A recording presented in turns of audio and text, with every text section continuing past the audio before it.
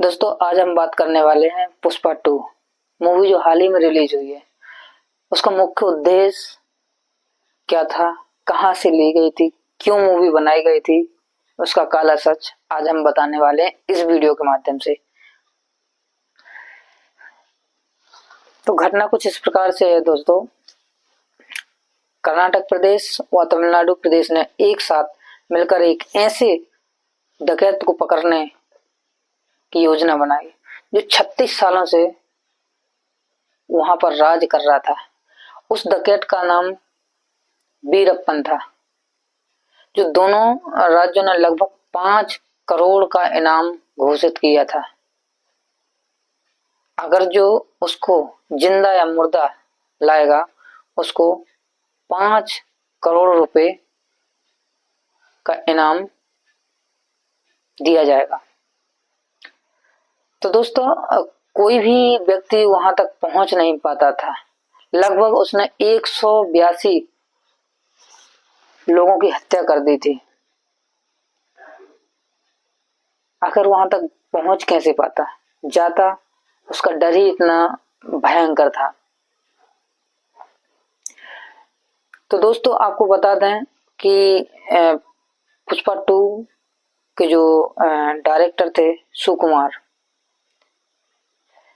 इनके माइंड में कहीं ना कहीं ये चल रहा था कि पुष्पा 1 पुष्पा 2 जो मूवी हुई, पुष्पा 2 रूल जो मूवी लाए, ये मूवी यहीं से ली गई थी। इनके दिमाग में कहीं ना कहीं से एक ऐसा आइडिया चल रहा था कि इस पे हम मूवी बनाएं। जो दशन की कहानियां रहती हैं उनमें भी वीरप्पन का नाम आता है। तो दोस्तों आपको बता दें, वीरप्पन जब 36 सालों तक उसने राज किया, उसको कहीं की पुलिस या कोई भी राज्य की पुलिस उसको पकड़ नहीं पाई। दोस्तों जब वो 36 साल तक राज किया तो उसकी एज भी बहुत ज्यादा हो गई थी। वो बीमार हो गया, उसको एम्बुलेंस की जरूरत थी। जब एम्बुलेंस उसको मिली तो वो जैसे उस एम्बुलेंस में बैठता है, उसमें एसटीएफ का कोई जवान, जो पुलिस का जवान रहता है, वो ऑलरेडी ड्राइवर बन के बैठा होता है। पूरी योजना पहले से ही बनाई हुई थी। तो दोस्तों आपको बता दूं कि जैसे ही वीरप्पन उसमें बैठता है और जो एसटीएफ का जो जवान रहता है वो गाड़ी वहां से ले जाता है एम्बुलेंस की, बट उसको एक सुनसान जगह पर उसको रोक देता है। और जो प्लानिंग के अनुसार वहां पे 20 जो पुलिस के जवान रहते हैं तैनात पहले से, जो उनकी प्लानिंग थी, वहां पे अंदर धुंध फायरिंग कर देते हैं वीरप्पन के ऊपर, और वीरप्पन का नाम हमेशा हमेशा के लिए खत्म हो जाता है। तो दोस्तों इसी खत्म होने के बाद इसी के ऊपर जो उसको जो डकैत था, उसका मैं खास ये था, उस जंगलों में वो करता क्या था, उसकी खूबी मैं बता दूं। वो चंदन की तस्करी करता था। जो चंदन था उसकी तस्करी 100 करोड़ से भी ज्यादा की तस्करी वो चंदन की करता। तो जो हाथियों के जो दांत थे वो करीबन उससे उसने 1600 करोड़ रुपए कमाए। अब आप अंदाजा लगा सकते हो दोस्तों। तो यहीं से आपको बता दें, पुष्पा 2 जो मूवी रिलीज हुई वो यहाँ से ली गई थी।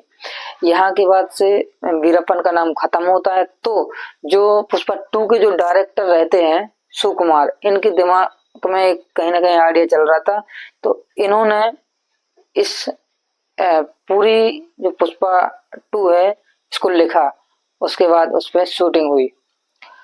तो मैं आपको बता दूं घटना क्या हुई।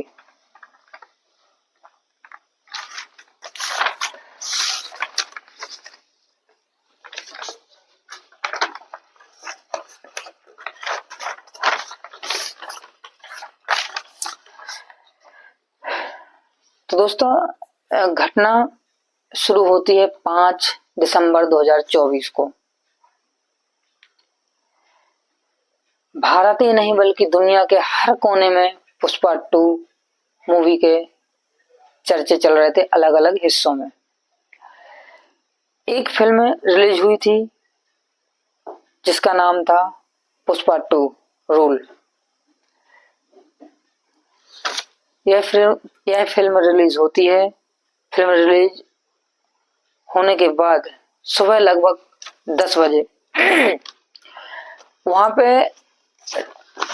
एक कार्यक्रम था जिसमें सारे जो फिल्म के डायरेक्टर और जो सेलिब्रेट रहते हैं, हीरो रहता है, वो वहां पे सब लोग आते हैं।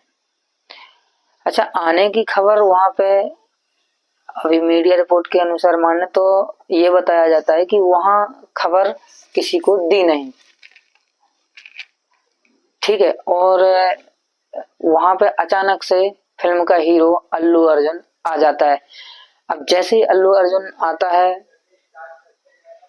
पब्लिक को संबोधित करते हैं वहां पर, तो वहां पर अल्लू अर्जुन आने की जो वहां के वकील जो रहते हैं उनका कहना है कि वहां पर कोई भी इंटीमेट नहीं किया गया था। दोस्तों, अचानक से अल्लू अर्जुन आता है और वहां पर भगदड़ मच जाती है। अब जैसी भगदड़ मचती है तो वहां पर एक रेवती नाम की महिला रहती है, उसका बच्चा रहता है दोस्तों। तो वो महिला भगदड़ के चलते एक्सपायर हो जाती है, खत्म हो जाती है।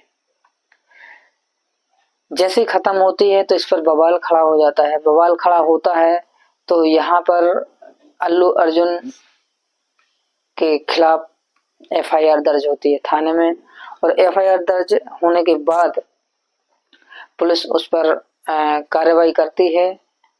और जैसे कार्रवाई होती है शुरू, तो अल्लू अर्जुन को दोस्तों मैं सीधा सीधा बता दूं आपको, ज्यादा डिटेल में नहीं, बिल्कुल सीधा जो डायरेक्ट है वही बताता हूं कि उसको डायरेक्ट पुलिस कार्रवाई होने के बाद उसको उसके घर जाती है अल्लू अर्जुन के, और उसको बाथरूम से, ऐसा कहते हैं बाथरूम से उसको कपड़े तक चेंज करने का टाइम नहीं दिया, उसको डायरेक्ट वहां से गिरफ्तार करके थाने ले जाती है दोस्तों। तो ये पुष्पा 2 मूवी का असली सच था। इसी के साथ अगले वीडियो में आपको फिर मिलते हैं। जय हिंद।